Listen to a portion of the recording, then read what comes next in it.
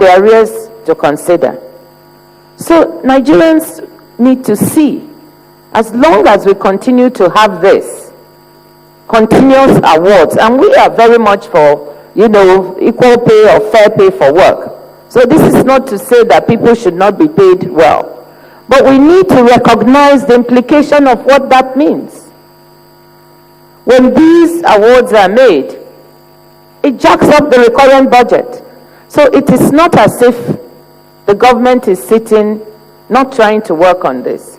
But we've got other forces that lead to continuous increase in the recurrent budget. And this is what we have been pointing out. So all those who find this discomforting, they need to know the reason why we've got this ratio. And they need to understand that as long as we continue to increase these bills, have more awards, and integrate the arrears, the recurrent budget will continue to increase. And that's just the structure. The structure is not a mystery. I think if you look at the graphs, you will see that. So we need to make some tough choices. The tough choices involve also trying to slim down in other areas where there may be waste in the recurrent. So it's not just on the wages and salaries. We must also work in other areas where there is waste. Where there are duplicative agencies and work by agencies, we must also, in fairness, try to take those away, slim those down.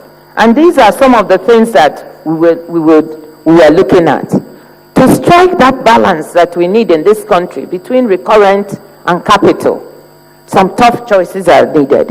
When we start with Mr. President looking at the Oronsaye report, which gave a list of agencies with duplicative functions or committees which we could just either streamline or merge, we found that many of these agencies are underpinned by law.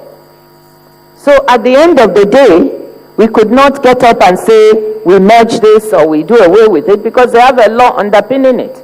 So through this, I'm strongly also appealing to the Legislature and the National Assembly that we will need their help for the review and repeal of some of these laws if we are to achieve the objective of curbing waste, streamlining government expenditure, and getting a balance.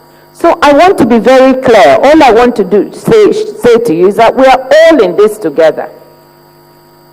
This is not a question of the executive sitting and saying we are going to spend money in recurrent.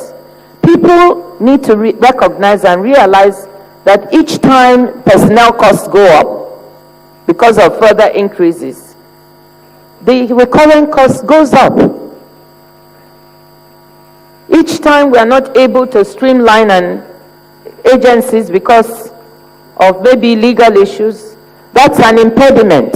So we really need to work together on all of this. The legislature, the executive, the Nigerian public, civil society, we need to come together to solve this problem. And we are very, very willing to do it because we think the structure now needs to be changed. My fifth and final comment